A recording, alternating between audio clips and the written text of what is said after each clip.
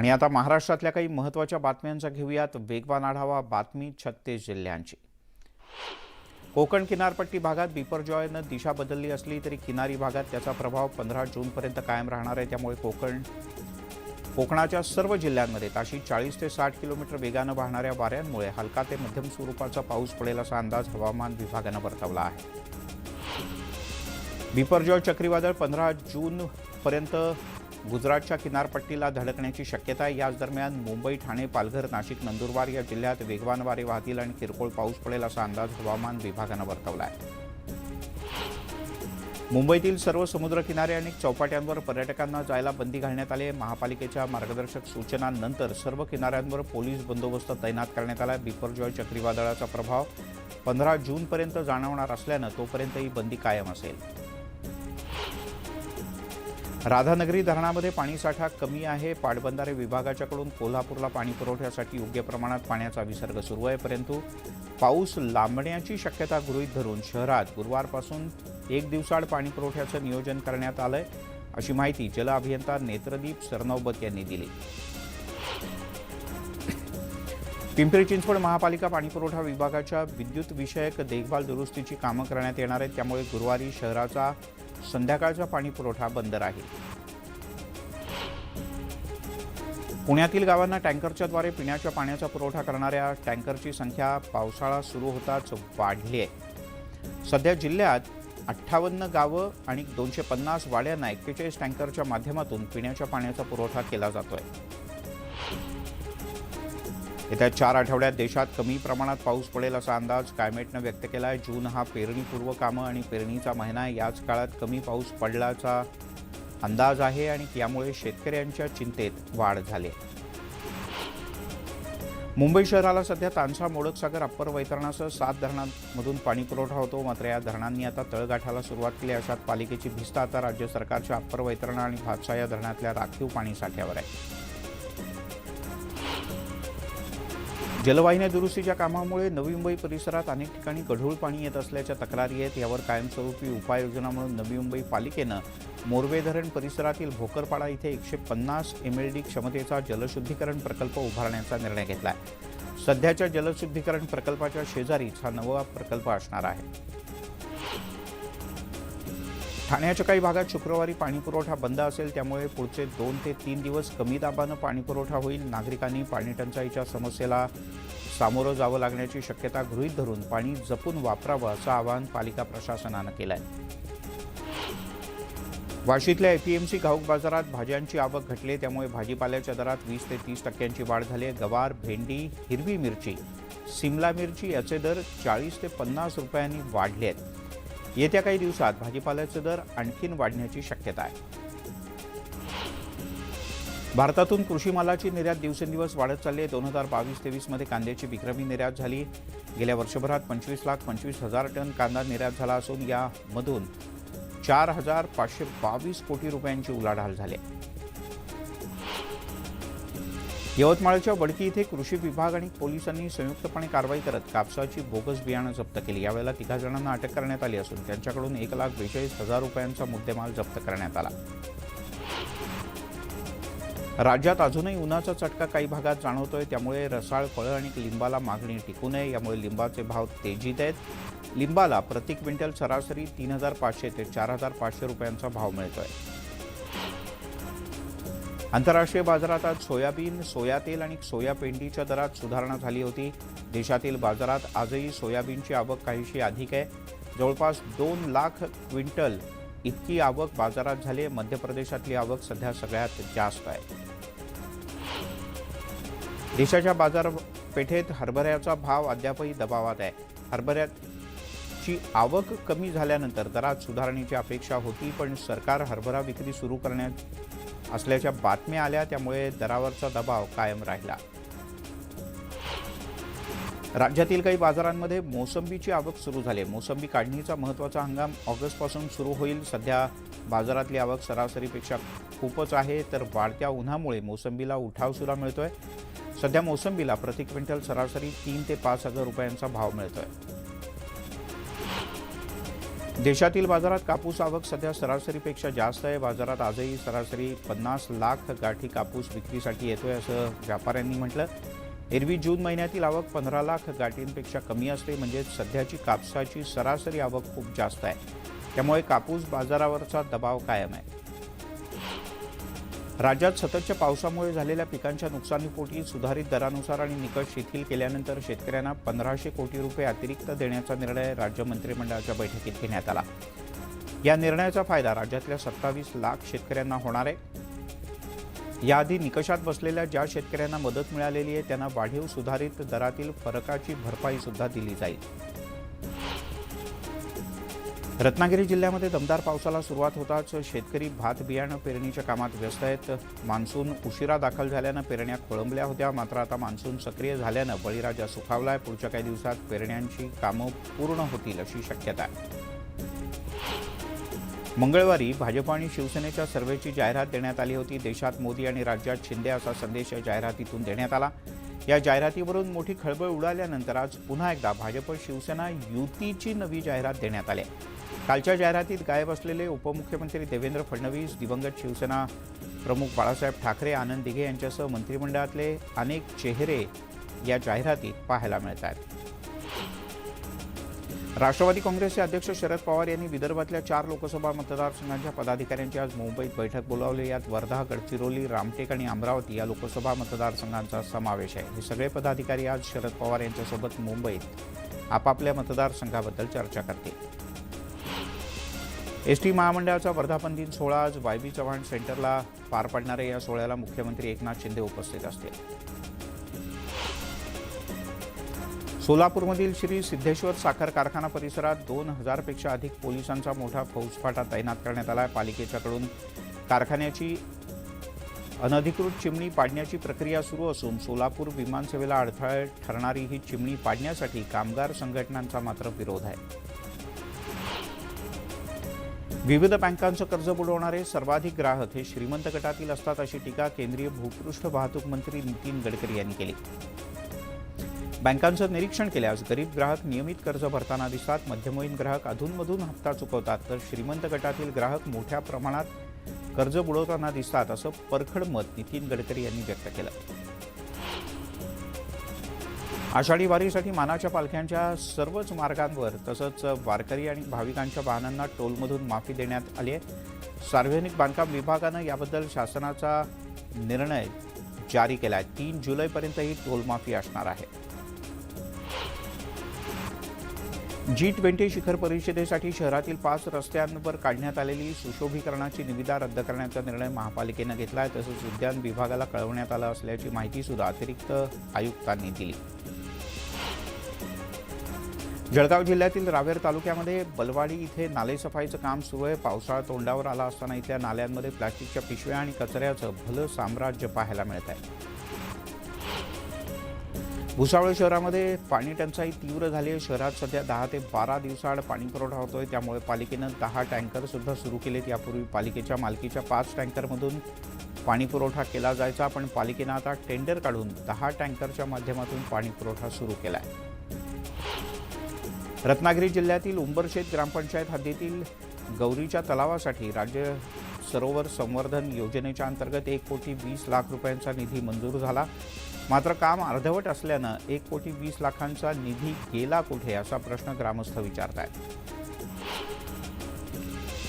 मुंबई गोवा राष्ट्रीय महामार्गावरच्या कणकवली ओसरगाव इथला टोलनाका आजपासून सुरू होतोय. सिंधुदुर्ग जिल्ह्यातल्या सर्व वाहन चालकांना या टोलमधून माफी मिळावी, त्याखेरीज हा टोलनाका सुरू होऊ देणार नाही असा इशारा सर्वपक्षीय कृती समितीनं दिलाय.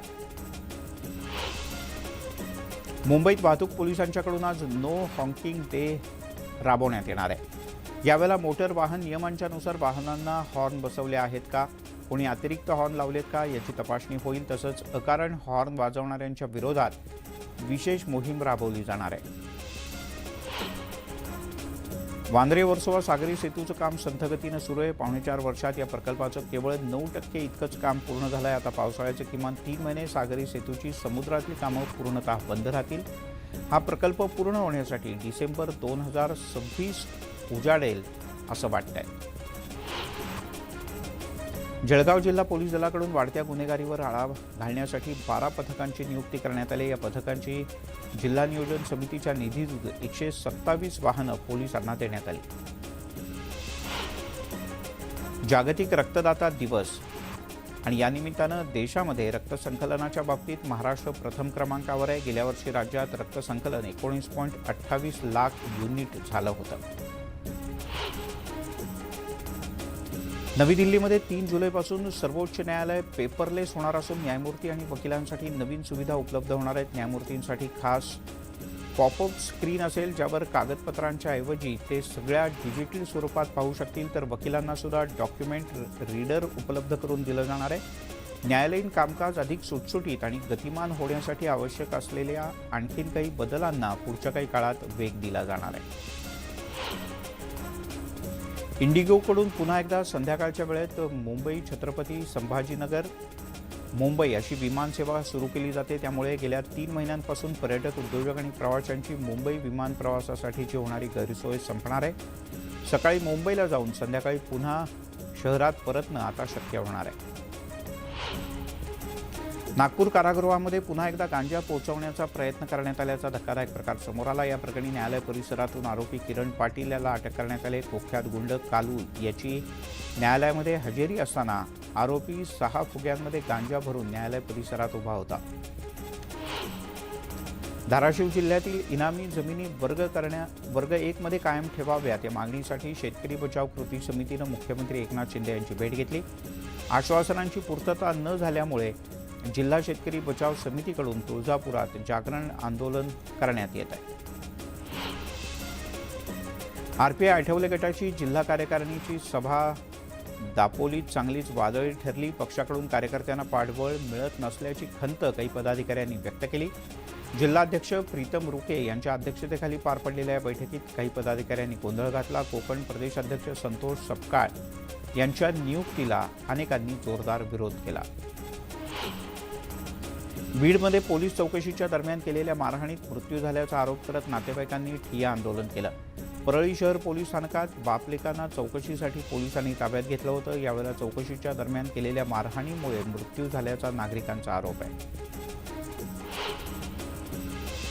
धाराशिवमध्ये नव्यानं होत असलेल्या रेल्वे मार्गासाठी जमिनीची मोजणी पूर्ण झाली आहे. मात्र अभिलेखा अधिकाऱ्यांच्या मनमानीप्रमाणे मोजणी झाल्यानं शेतकरी अडचणीत आले. या संदर्भात अनेक शेतकऱ्यांनी तक्रारी करून सुद्धा प्रशासनानं त्यातून मार्ग काढलेला नाही. त्यामुळे शेतकऱ्यांची मोठी आर्थिक अडचण झाली असून यातून तोडगा काढावा अशी शेतकऱ्यांची आग्रही मागणी आहे. कोल्हापूरमध्ये शासन आपल्या दारी या योजनेचा सोहळा पार पडला. या कार्यक्रमात मुख्यमंत्री एकनाथ शिंदे यांनी जोरदार टोलेबाजी करत विरोधकांवर हल्ला चढवला. मागच्या सरकारमध्ये 2.5 वर्ष विकास कामांवर स्पीड ब्रेकर लागले होते. आम्ही सत्तेत येताच सर्व स्पीड ब्रेकर काढून टाकले असं मुख्यमंत्र्यांनी म्हटलं.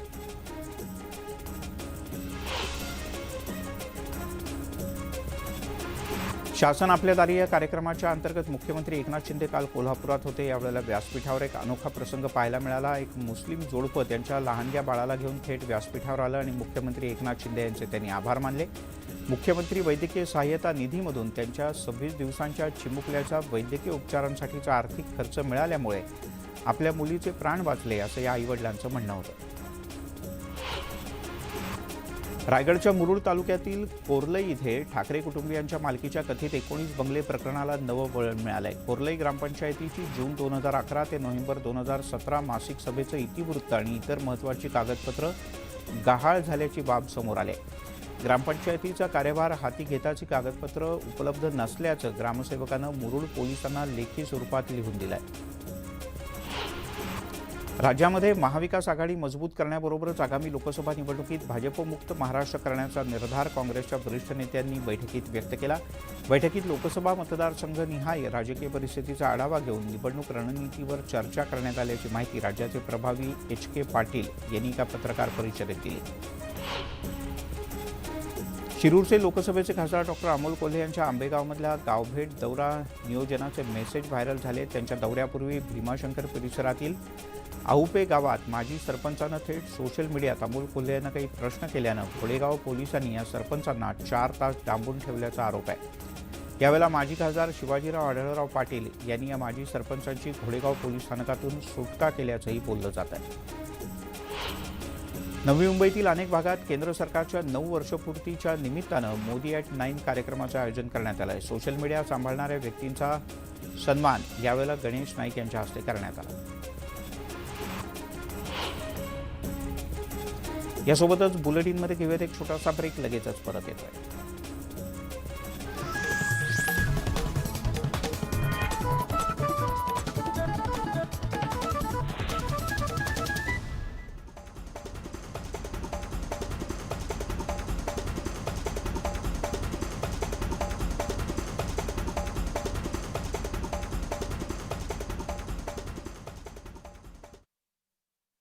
समिती बनवली जाणार असून त्याद्वारे या दोन्ही पक्षात योग्य तो समतोल राखला जाणार असल्याची माहिती शंभूराज देसाईंनी दिली आहे.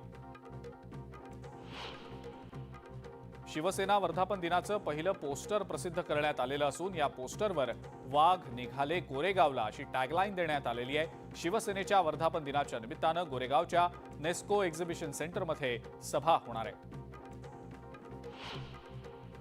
आदित्य ठाकरेंच्या वाढदिवसाच्या निमित्तानं छत्रपती संभाजीनगरमध्ये बॅनर लावले गेले. त्यात आदित्य ठाकरेंचा उल्लेख भावी मुख्यमंत्री असा करण्यात आलेला आहे. संपूर्ण शहरात या बॅनरची जोरदार चर्चा रंगताना दिसतेय. ब्रिटिश आणि मुघलांच्या काळातही वारकऱ्यांवर हल्ला झाला नाही अशी टीका जयंत पाटलांनी सरकारवर केली आहे. तर ज्यांच्यावर लाठी उगारली पाहिजे ते बाजूला राहून वारकऱ्यांवर लाठी उगारली जातेय असा आरोपही पाटलांनी केलाय. रायगडमधल्या मुरुड तालुक्यातल्या कोर्लई इथल्या उद्धव ठाकरे कुटुंबियांच्या मालकीच्या कथित 19 बंगले प्रकरणामध्ये आता नवीन माहिती समोर आलेली असून कोर्लई ग्रामपंचायतीमधनं महत्त्वाची कागदपत्र गहाळ झालेली आहेत. या प्रकरणी जिल्हा परिषदेनं गंभीर दखल घेतली असून या प्रकरणाच्या सखोल चौकशीचे आदेश सीईओंनी दिलेले आहेत. खासदार नवनीत राणांनी अमरावती बसस्थानकाची पाहणी केली आणि त्यानंतर अमरावती ते वलगाव असा 10 किलोमीटरचा एसटी बसनं त्यांनी प्रवासही केला. अमरावती बसस्थानकातल्या असुविधांवर राणांनी संताप व्यक्त केलाय. पुणे मुंबई महामंडळानं नाकारलेल्या बसेस अमरावतीमध्ये पाठवल्याचा आरोप त्यांनी केलाय. अहमदनगरच्या कर्जत जामखेड कृषी उत्पन्न बाजार समितीच्या सभापती आणि उपसभापती निवडणुकीमध्ये राष्ट्रवादीच्या जिल्हाध्यक्षांनी भाजपला मदत केल्याचा आरोप केला जातोय. त्यानंतर रोहित पवारांच्या कार्यकर्त्यांनी घोषणाबाजी करत कर्जत इथल्या राजेंद्र फाळके यांच्या घराच्या भिंतीवर गद्दार असं लिहत घोषणा देत तीव्र निषेध केला.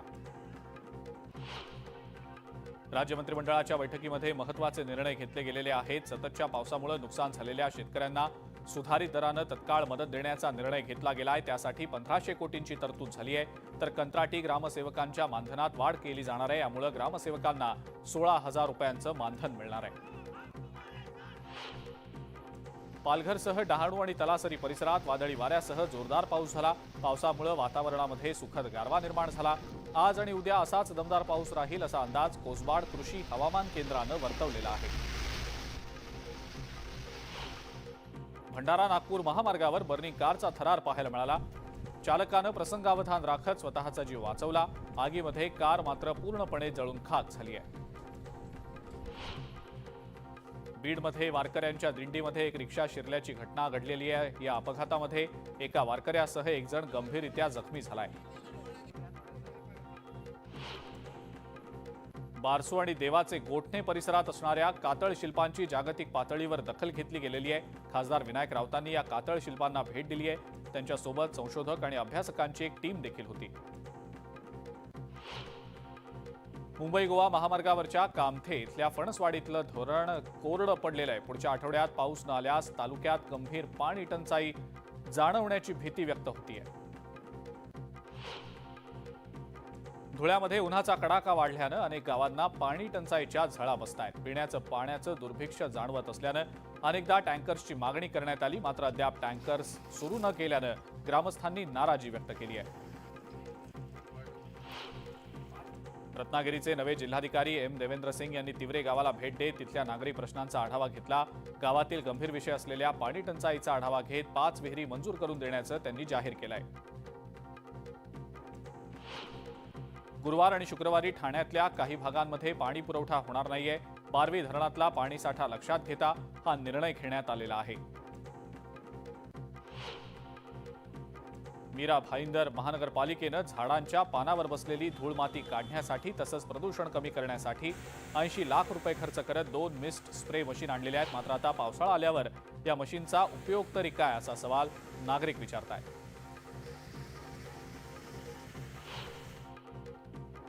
सोलापुरात हार्ट अटॅक आलेल्या प्रवाशाचा आरपीएफच्या जवानांनी जीव वाचवल्याचं समोर आलेलं आहे. सोलापूर रेल्वे स्थानकात सिद्धेश्वर एक्सप्रेसमध्ये बसलेल्या एका प्रवाशाला हार्ट अटॅक आला आणि त्यांचा श्वास रोखला गेला. मात्र आरपीएफ जवानांनी तातडीनं त्यांना सीपीआर देत त्यांचा जीव वाचवला. मुंबई पुणे एक्सप्रेसवेवरच्या खंडाळा घाटात टँकरला आग लागल्याची घटना घडली. या दुर्घटनेत 4 जणांचा मृत्यू झाल्याची माहिती मिळतेय. बचाव कार्यात सहभागी असलेली एक क्रेन सुद्धा आगीमध्ये जळाल्याचं समोर आलेलं आहे. वर्ध्यातल्या धानोडी बहादूरपूर इथल्या सिंचनाच्या कामासाठी लागणाऱ्या साहित्याला भीषण आग लागली. यामध्ये मोठ्या प्रमाणावर ड्रिप, पाईप, स्प्रिंकलर